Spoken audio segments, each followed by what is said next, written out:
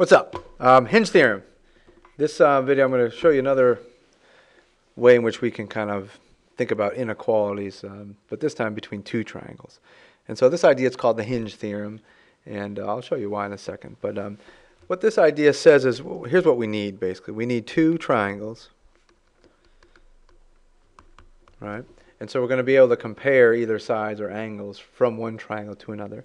And within those two triangles, what we need are two pairs of congruent sides. Okay, and here's what happens, right? So we have, I don't know, a triangle here with maybe that's 10 or whatever. And we have that same side somewhere over here in another triangle. That's also 10. And then we have another side, let's say 6 here. And that same side of 6 over here. Okay, and so we have two set sides, right? The reds and the reds, and the blues and the blues. Okay, and to make it look a little bit more realistic, let's make this red side almost the same, or the same looking as the other red side. Okay, now if I kind of polish off or finish off each triangle, what we're going to do is I'm going to call this side A and that side B. And I'll call that angle A, capital A, and I'll call this angle capital B. So what the Hinge theorem says, and kind of think of what a hinge is, it kind of opens and closes up. So this is what I call the hinge angle, right? It's between the two set or fixed congruent sides. That's our hinge angle. Okay?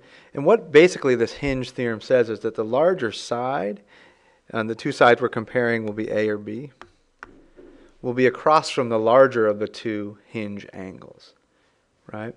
So basically, if angle A is bigger than angle B, so if this, or less than, it looks like it's less than. So let's say if angle A is less than angle B, right? Here's angle A, that hinge angle. Here's angle B, that green hinge angle. Then side A will be less than side B. So if this hinge angle, this green angle right here, right, this green angle, that hinge angle, is smaller than this other hinge angle, then the side across from the smaller hinge angle, A, is got to be smaller than the side across from the bigger hinge angle. Okay? And it actually works the other way too. Right? So I'm going to say if and only if it works in both directions. In other words, if I know that this side A, I'll call that the hinge side. So if this side A is less than this side B, and assuming we still have and always will have two pairs of congruent sides. So if A, the side, is less than B, the side, then the hinge angle A has to be less than the hinge angle B. So it works either knowing information about the hinge angles and getting information about the sides, or in the other direction. Okay? And so here's a nice little website I found. It's from a dude named Mr. Self. Thanks, Brad Self. And this uses a program called GeoGebra. How about that? So this is a kind of a nice illustration of the hinge angle, right?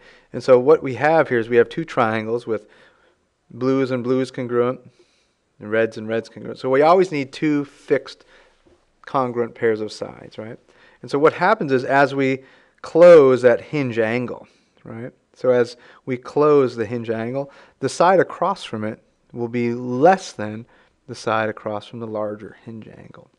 Right? So since 31.8, the hinge angle in this triangle, is less than 117.2, the hinge angle in that triangle, then the side across from it, the hinge side, 3.7, has to be less than 7. Right? And of course we can open up that hinge angle. And if I want a black side on this triangle, the hinge side, to be more than 7, I want the hinge angle of this triangle to be more than 117.2, correct. So I'm going to scoot this. Yep, get it. Keep going, brother. Oh, there we go. That'll work. Oh, it looks like we've got a little rounding going on, so I'm going to just open it a little bit more, right?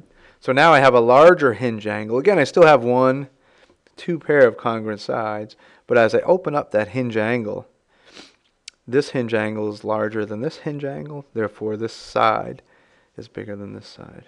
Okay? So they come together. The larger the hinge angle, the larger the side across from it. But now we're bouncing between two triangles as long as they have two set pairs of congruent sides. So we're able now to compare the sides between two triangles, the hinge side, or the hinge angles between two triangles. Okay? So there's a little hingey-dingy applet. And so you can kind of copy this website if you want to play around with that. That's great. All right? MrSelfWeebly.com. How about that? Okay, here's a problem that we can talk about that utilizes this hingey-dingy theorem. So let's make it a little bit fun. And so let's say those are 80 degrees and those are 20s. And let's say that's 9 and that's 8. Okay, so what information can I deduce? And I'm going to give you a little hint. I'll call that angle 1 and 2. Because at the end of this problem, I'm going to be able to compare angle 1 and 2. Okay. First of all, in order to use the hingey-dingy theorem, you have to have two triangles, two pairs of congruent sides, right? So check out this little inner triangle here, right? It's isosceles, right? Congruent base angles. So since it's isosceles, that means by ITT, we get those sides to be congruent, right? So we got that going for us, which is good. Okay? So I'm going to erase that because I'm not going to need it anymore. Oops. Get back the rest of it. 1 and 2. Okay? So there are my two triangles. I erased that middle triangle. I don't need it anymore. And of course, 20 and 20 are the same. So 20 and 20, those sides are the same. Okay? So in order to use the hinge theorem, I need two triangles with two pairs of congruent sides. I got it. Ready? Triangle number 1 and triangle number 2. Okay, and note that for both those triangles, I have 1 and 2 pair of congruent sides. 20s, 20s, and then these were congruent, if you recall, by ITT from the original isosceles triangle in the middle. All right, so what the hinge theorem says is, well, this guy, whoops, this angle right here, that green angle, and that green angle are what I call the hinge angles, right? And what we know is that this side across from angle 1 is bigger than that side, the side across from angle 2. Note that I'm hopping from one triangle to another here, right? And in order to do so, I have to use the hinge theorem or another technique somehow that links sides or angles of two triangles. So the hinge theorem would say this, right? Since this side is bigger than this side, then which angle is going to be bigger? That's correct, angle 1. So the measure of angle 1 has to be greater than the measure of angle 2 by the hinge theorem. A little hingey-dingy. Since we have two pairs of congruent sides, right? Since we have two pairs of congruent sides, and the non-congruent sides, I know that 9 is bigger than 8, right? Right, so since 9 is bigger than 8, that means the hinge angle has to open up more to create that larger side of 9 in this triangle than this hinge angle would have to open up to create a little smaller side of 8 in that triangle. Okay, so here's my conclusion. Angle 1 is bigger than angle 2. That's by the hinge theorem. All right, so you got a nice little website here you can check out, have fun with. Right, you can kind of drag things along and see how that side is affected by opening or closing that hinge angle. And here again is what the hinge theorem states, right?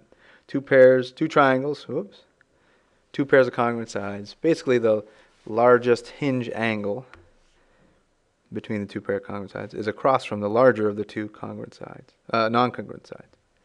All right. So hey, we're going to go over some of these tomorrow. Finish up that packet from group work today. Questions, come see me. Bye-bye.